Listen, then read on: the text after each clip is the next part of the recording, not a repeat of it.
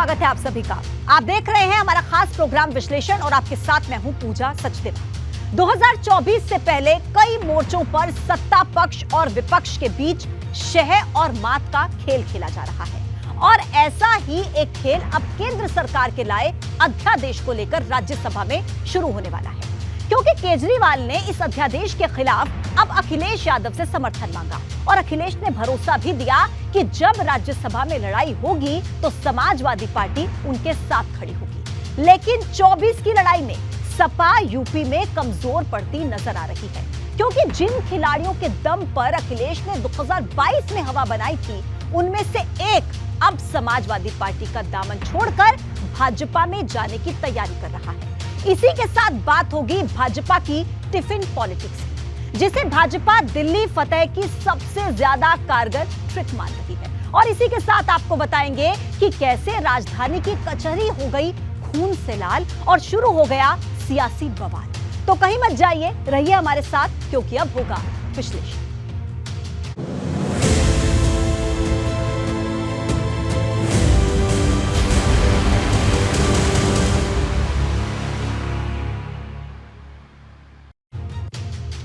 और चलिए आज विश्लेषण में सबसे पहले बात अध्यादेश के खिलाफ घेराबंदी का संदेश। केजरीवाल का साथ देंगे अखिलेश। आज केजरीवाल ने केंद्र के लाए गए अध्यादेश को लेकर समाजवादी पार्टी के मुखिया अखिलेश यादव से मुलाकात की। अब देखिए, इसमें केजरीवाल ने अखिलेश से राज्यसभा में आम आदमी पार्टी का साथ देने की अपील की। इसी के साथ अखिलेश ने साथ देने की हामी भर दी। दरअसल केंद्र के लाए अध्यादेश के खिलाफ केजरीवाल अपनी ताकत बढ़ाने में लगे हुए हैं। वो अलग अलग राज्यों में जाकर उन दलों के नेताओं से मुलाकात कर रहे हैं जो भाजपा के खिलाफ खड़े हैं।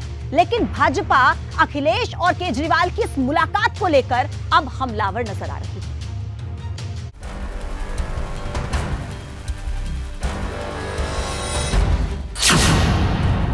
अध्यादेश के खिलाफ घेराबंदी का संदेश, केजरीवाल का साथ देंगे अखिलेश।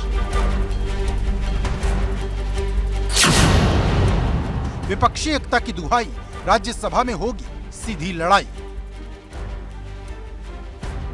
राजनीति में सियासी सरगर्मी बढ़ाने के लिए एक तस्वीर ही काफी है और लखनऊ में हुई केजरीवाल और अखिलेश यादव की मुलाकात ने यूपी ही नहीं पूरे देश की हलचल बढ़ा दी है, क्योंकि दिल्ली में अधिकारियों की ट्रांसफर और पोस्टिंग को लेकर केंद्र सरकार जो अध्यादेश लेकर आई, उसको लेकर केजरीवाल ने लखनऊ आकर सपा मुखिया अखिलेश यादव से मुलाकात की और अखिलेश यादव ने केजरीवाल को यह भरोसा देकर भेजा कि जब अध्यादेश की लड़ाई राज्यसभा में पहुंचेगी तो सपा उनके साथ खड़ी नजर आएगी। मैं उनको भरोसा दिलाता हूं कि दिल्ली का अध्यादेश जो आया है वो एंटी डेमोक्रेटिक है। इस ऑर्डिनेंस के जो सोच है वो एंटी डेमोक्रेटिक है। मैं आपको भरोसा दिलाता हूं कि समाजवादी पार्टी का पूरा साथ आपके साथ है। राज्यसभा के अंदर अगर इनका अध्यादेश बिल नहीं बन पाता और हार जाता है, पूरे देश में बहुत स्ट्रांग मैसेज जाएगा कि मोदी सरकार दोबारा नहीं आ रही है। मेरी अभी इसमें काफ़ी विस्तार से चर्चा हुई माननीय अखिलेश जी से और मैं तहे दिल से उनका शुक्रिया अदा करता हूँ। दिल्ली के लोगों की तरफ से, दिल्ली के 2 करोड़ लोगों की तरफ से अखिलेश जी का और उनकी समाजवादी पार्टी का मैं शुक्रिया अदा करता हूँ कि उन्होंने हमें पूरा आश्वासन दिया है कि राज्यसभा के अंदर जब आएगा तो पूरे समर्थन करेंगे दिल्ली वालों का। दरअसल केजरीवाल की ये पूरी भागदौड़ राज्यसभा में सरकार को घेरने के लिए है, क्योंकि संख्या बल के मामले में विपक्ष राज्यसभा में सत्ता पक्ष पर हावी है। राज्यसभा में भाजपा के 91 सदस्य हैं, जबकि सहयोगी दल के सदस्यों की संख्या 12 के करीब है। इस प्रकार सत्ताधारी दल की कुल ताकत 103 है, जबकि विपक्षी दलों के कुल सांसद 133 है। यही वजह है कि केजरीवाल अलग अलग राज्यों में जाकर विपक्षी दलों के नेताओं से समर्थन मांग रहे हैं और अब तक समाजवादी पार्टी के मुखिया अखिलेश यादव, पश्चिम बंगाल के मुख्यमंत्री ममता बनर्जी, बिहार के मुख्यमंत्री नीतीश कुमार, बिहार के deputy CM Tejashwi Yadav, NCP अध्यक्ष शरद पवार, शिवसेना प्रमुख उद्धव ठाकरे, सीपीएम के महासचिव सीताराम येचुरी और तेलंगाना के मुख्यमंत्री के चंद्रशेखर राव, तमिलनाडु के मुख्यमंत्री एमके स्टालिन और झारखंड के मुख्यमंत्री हेमंत सोरेन से अरविंद केजरीवाल मुलाकात कर चुके हैं। लेकिन जिस तरह से लखनऊ में हुई मुलाकात के दौरान सपा और आम आदमी पार्टी के बीच बॉन्डिंग नजर आई, क्या वो 2024 में भी दिखाई देगी? क्योंकि जब केजरीवाल अखिलेश यादव से मिलने पहुंचे तो उनके साथ पंजाब के मुख्यमंत्री भगवंत मान, दिल्ली की शिक्षा मंत्री आतिशी मरलेना, राज्यसभा में आम आदमी पार्टी के सांसद संजय सिंह और राघव चड्ढा भी मौजूद थे। वहीं तस्वीर में शिवपाल यादव भी नजर आ रहे हैं। सपा अध्यक्ष अखिलेश यादव और दिल्ली के मुख्यमंत्री अरविंद केजरीवाल के बीच आज हुई मुलाकात के बाद उत्तर प्रदेश की सियासत का तापमान बढ़ गया है।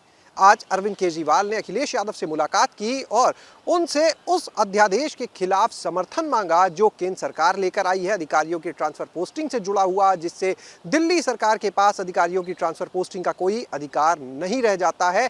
इस अध्यादेश को राज्यसभा में पास न होने दिया जाए, इसको लेकर लगातार अरविंद केजरीवाल विपक्षी दलों के साथ मिल रहे हैं, उनके नेताओं से मिलकर समर्थन मांग रहे हैं और सपा अध्यक्ष अखिलेश यादव ने भी इस पूरे मामले में अरविंद केजरीवाल को समर्थन देने का ऐलान किया है।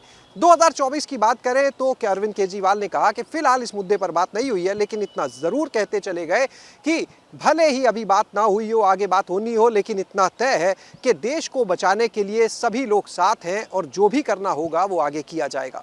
यानी अरविंद केजरीवाल और अखिलेश यादव की आज जो मुलाकात हुई उसके परिणाम आने वाले 2024 के चुनाव से पहले साफ देखने को मिले। केजरीवाल और अखिलेश यादव की इस मुलाकात के बाद भाजपा भी एक्शन में आ गई है, जो न सिर्फ इस मुलाकात पर निशाना साध रही बल्कि 24 की पिच पर सीधी चुनौती दे रही, क्योंकि डिप्टी सीएम केशव प्रसाद मौर्य इसे मुंगेरी लाल के हसीन सपने बता रहे तो योगी सरकार में कैबिनेट मंत्री लंगड़ों की टीम बता रही। देखिए, सपा हो, बसपा हो, कांग्रेस हो, आम आदमी पार्टी हो, ये सब भाजपा की विरोधी पार्टियां हैं।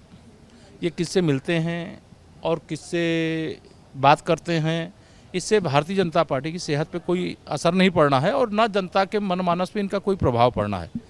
देश की जनता उस तिथि की प्रतीक्षा कर रही है जब उसके मतदान केंद्र पर मतदान का दिन आएगा और माननीय नरेंद्र मोदी जी को फिर से हिंदुस्तान के प्रधानमंत्री पद पर शपथ लेने के लिए वो कमल के बटन की दबाने की तैयारी में। क्या ईंट कहीं का रोड़ा, भानुमती ने कुनबा जोड़ा, जोड़ते रहे।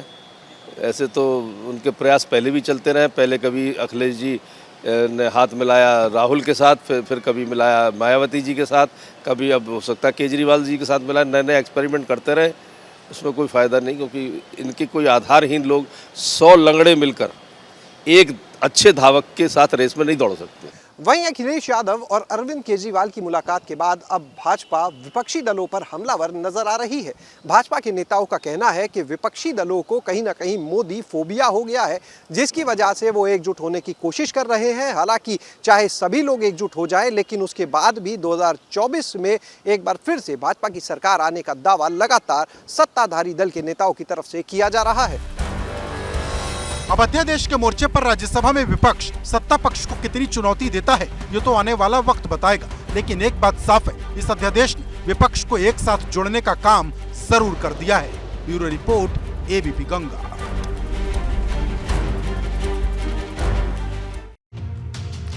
तो देखिए, केजरीवाल राज्यसभा में अध्यादेश के खिलाफ अपनी ताकत बढ़ाने में लगे हैं, लेकिन अब तक वो कितने नेताओं से मिल चुके हैं, उनकी राज्यसभा में कितनी ताकत है वो समझ लेते हैं। देखिए, सबसे पहले टीएमसी के देखिए 13 सांसद हैं, उसके अलावा आम आदमी पार्टी के 10 सांसद हैं, डीएमके के 10 सांसद हैं, टीआरएस के 7 सांसद हैं राज्यसभा में, आरजेडी के 6 सांसद हैं, जेडीयू के 5 सांसद हैं, सीपीआईएम के 5 सांसद हैं राज्यसभा में, एनसीपी के 4 सांसद हैं, समाजवादी पार्टी के 3 सांसद हैं, शिवसेना के भी 3 सांसद हैं और जेएमएम के 2 सांसद हैं। तो देखिए, इसके जरिए आपने समझी पूरी ताकत राज्यसभा में किस पार्टी की कितनी है। और चलिए अब आगे बढ़ते हैं और कुल आपको बता देते हैं 68 सांसद ये हैं।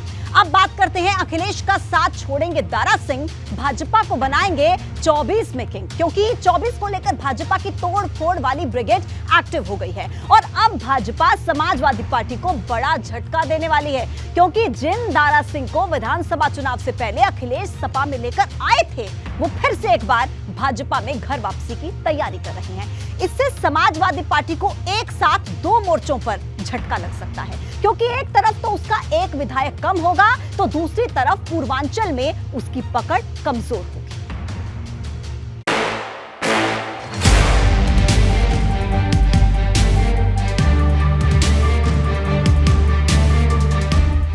अखिलेश का साथ छोड़ेंगे दारा सिंह, भाजपा को बनाएंगे 24 में किंग। साइकिल का एक और सिपाही होगा कम, दारा सिंह से सपा में हड़कंप।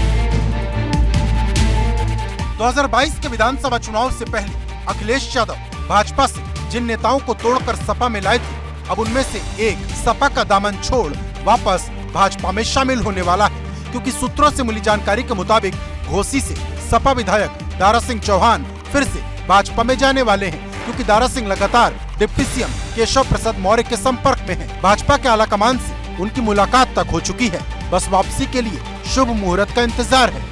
2024 के लोकसभा चुनाव से पहले समाजवादी पार्टी को बड़ा झटका लग सकता है। दरअसल विधानसभा चुनाव से ठीक पहले बीजेपी सरकार में मंत्री रहे दारा सिंह चौहान ने मंत्री पद छोड़कर समाजवादी पार्टी ज्वाइन कर ली थी और समाजवादी पार्टी के टिकट पर वो विधायक चुने गए थे। लेकिन अब ऐसी चर्चा है कि दारा सिंह चौहान एक बार फिर बीजेपी में वापसी कर सकते हैं। सूत्रों की माने तो बीजेपी के शीर्ष नेतृत्व से उनकी मुलाकात भी हो चुकी है और कहा तो ये भी जा रहा है कि बीजेपी 2024 के लोकसभा चुनाव में दारा सिंह चौहान को घोसी से पार्टी का उम्मीदवार भी बना सकती है। हालांकि दारा सिंह चौहान का बीजेपी के शीर्ष नेतृत्व से अच्छा रिश्ता पहले से ही है और इसीलिए अब इस बात को लेकर चर्चा तेज हो गई है कि जल्दी दारा सिंह चौहान एक बार फिर बीजेपी में आ सकते हैं। गौरतलब है कि दारा सिंह चौहान सपा में आने से पहले योगी सरकार में मंत्री थे। अब भाजपा में दारा सिंह की वापसी को लेकर उनके मिशन असली से जोड़कर देखा जा रहा, क्योंकि दारा सिंह के भाजपा में वापस जाने से पार्टी को पूर्वांचल में मजबूती मिलेगी। दरअसल पूर्वांचल के 10 जिलों में चौहान वोटर का प्रभाव है, जिसे देखते हुए भाजपा घोसी से दारा सिंह को लोकसभा का चुनाव लड़ा सकती है। लेकिन इस पूरी कहानी में सपा को हर तरफ से झटका लगता दिखाई दे रहा, क्योंकि दारा सिंह चौहान के जाने से विधानसभा में उसका न सिर्फ एक विधायक कम होगा, बल्कि पूर्वांचल की घेराबंदी की जो तैयारी सपा ने की है उस पर भी उसको बड़ा झटका लग सकता है। भारतीय जनता पार्टी और भारतीय जनता पार्टी के नेता सिर्फ चुनाव और चुनाव को कैसे जीता जाए और किस तरीके से भ्रष्टाचार के थ्रू अपना काम किया जाए, यही हो रहा है। ना अधिकारी किसी की सुन रहा है, ना विधायक की कोई सुन रहा है।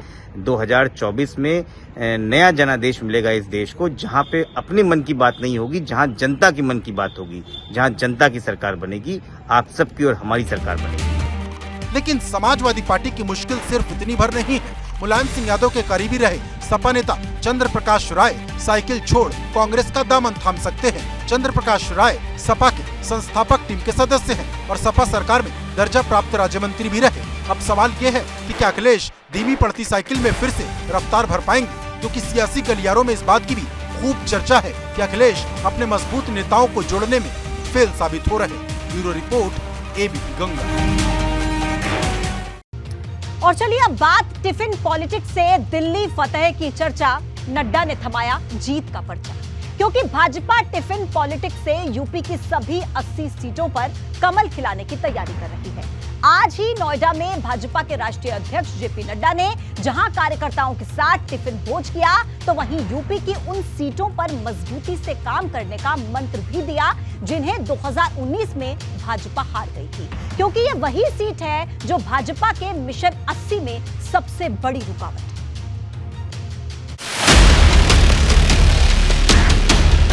टिफिन पॉलिटिक्स से दिल्ली फतह की चर्चा, नड्डा ने थमाया जीत का पर्चा।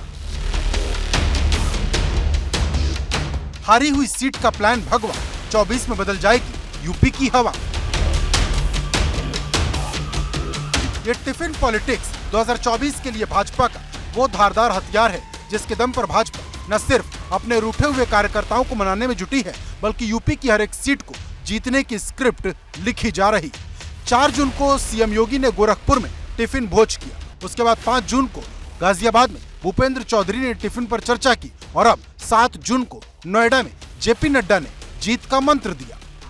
पार्टी को कैसे मजबूत किया जाए और मोदी जी की जन कल्याणकारी नीतियों को जनता तक पहुंचाने में जो कार्यकर्ता लगे हैं, उनको किस तरीके से वो जनता के बीच में ले जा रहे हैं, इसका भी हम समीक्षा भी करते हैं, चर्चा भी करते हैं और आने वाले जो कुछ समस्याएं भी होती हैं उसकी भी हम चर्चा करते हैं।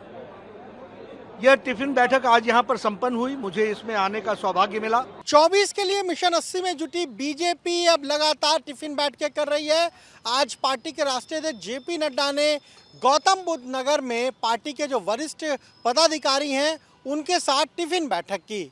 इस टिफिन बैठक में उनके साथ प्रदेश अध्यक्ष भूपेंद्र चौधरी मौजूद रहे, सांसद मौजूद रहे, विधायक मौजूद रहे और कहीं ना कहीं अब पार्टी के राष्ट्रीय अध्यक्ष जेपी नड्डा ने उत्तर प्रदेश में 2024 को लेकर मिशन 80 का जो लक्ष्य है उसका आगाज कर दिया है। गौरतलब है कि भाजपा ने यूपी में सभी 80 सीट को जीतने का लक्ष्य तय किया है। भाजपा का सबसे ज्यादा फोकस उन 14 सीटों पर है जिन्हें वो 2019 में हार गई थी और जब जेपी नड्डा टिफिन मीटिंग के लिए पहुंचे तो सबसे ज्यादा उन्हीं सीटों पर मजबूती से काम करने के निर्देश दिए, क्योंकि ऐसी चर्चा है कि यूपी की इन सीटों पर भाजपा का केंद्रीय नेतृत्व लगातार नजर बनाए हुए है, क्योंकि चर्चा है कि खुद गृह मंत्री अमित शाह ने इन सीटों के लिए खास रणनीति बनाई है। कहा यह भी जा रहा कि इन सीटों पर आने वाले समय में पीएम मोदी की सबसे ज्यादा रैली हो सकती है। मतलब भाजपा विपक्ष के सामने अपनी तैयारी का एक बड़ा चक्रव्यूह रचने वाली है। नोएडा से अविनाश तिवारी के साथ लखनऊ से अनुभव शुक्ला, एबीपी गंगा। और चलिए अब बात राजधानी की कचहरी खून से लाल गैंगस्टर की हत्या पर सियासी सवाल, क्योंकि कुख्यात बदमाश संजीव माहेश्वरी उर्फ जीवा की लखनऊ के ऐशबाग कोर्ट में हत्या कर दी गई। यह हत्या तब हुई जब जीवा को पेशी के लिए कोर्ट में लाया गया। अब इस हत्या के बाद सूबे की राजनीति का पारा चढ़ गया है। मायावती और अखिलेश ने एक सुर में कानून व्यवस्था पर सवाल उठाए, क्योंकि इससे पहले अतीक और उसके भाई अशरफ की ठीक ऐसे ही हत्या हुई।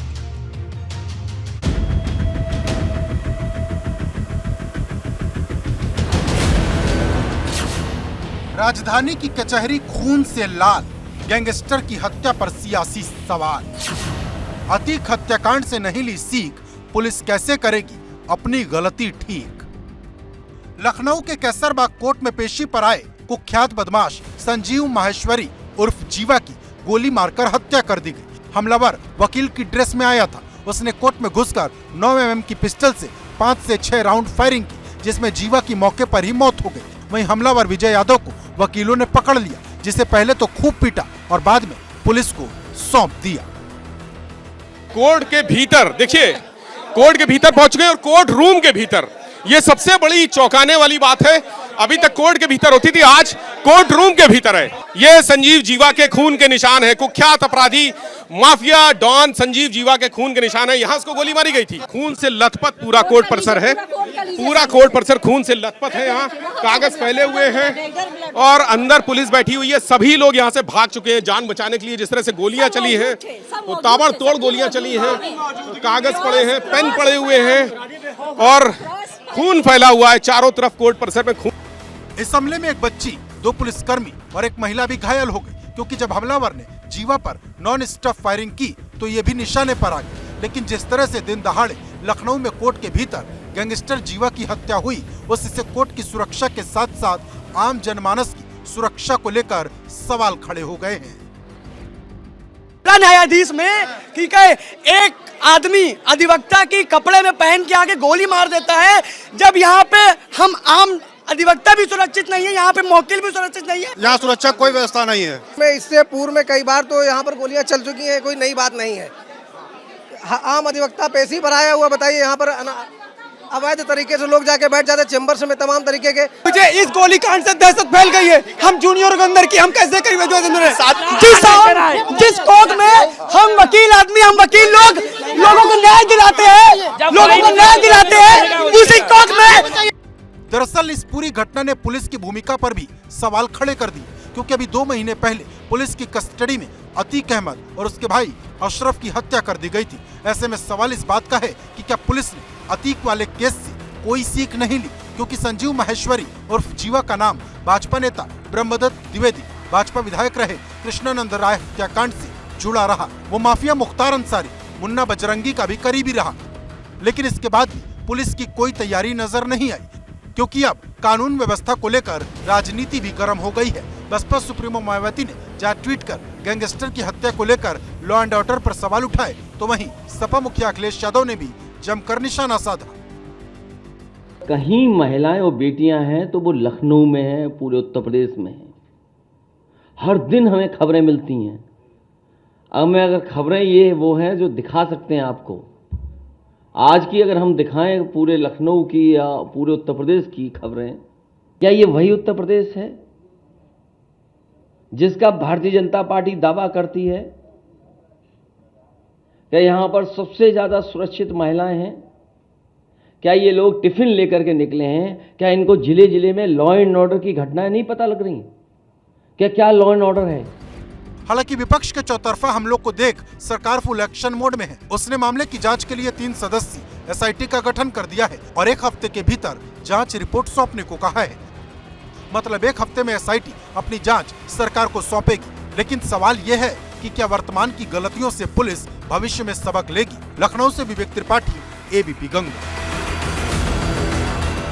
अब बात किसानों को मिली एमएसपी की ताकत, आंदोलन के मोर्चे पर मिलेगी राहत, क्योंकि केंद्र सरकार ने कई फसलों पर एमएसपी बढ़ा दी है, जिससे किसानों की दोगुनी आय से जोड़कर अब इसे देखा जा रहा है। और कुछ जानकार इसे महिला पहलवानों को लेकर लामबंद हुए किसानों को शांत कराने से भी जोड़कर देख रहे हैं।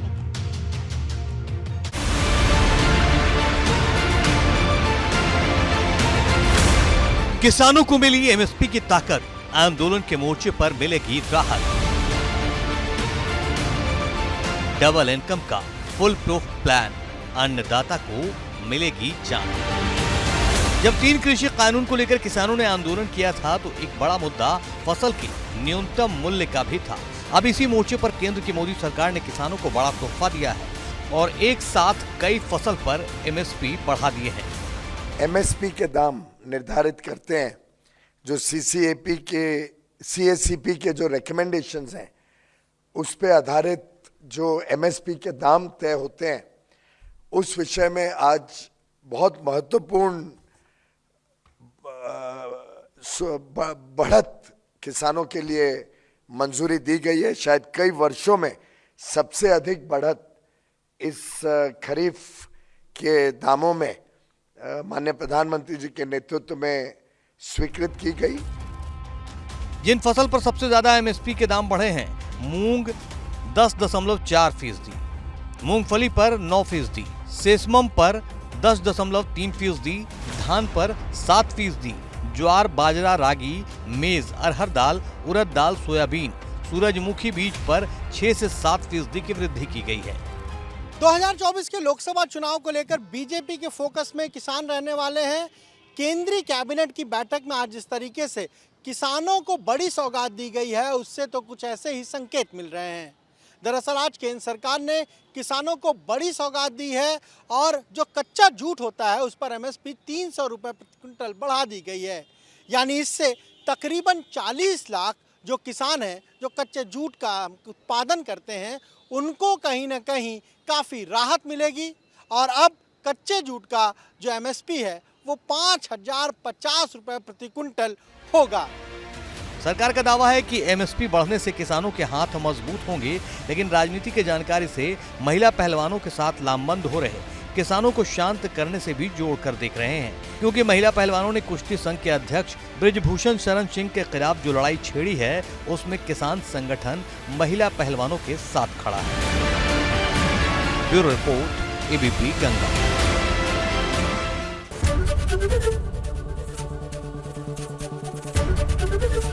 एबीपी गंगा, खबर आपकी, जुबान आपकी।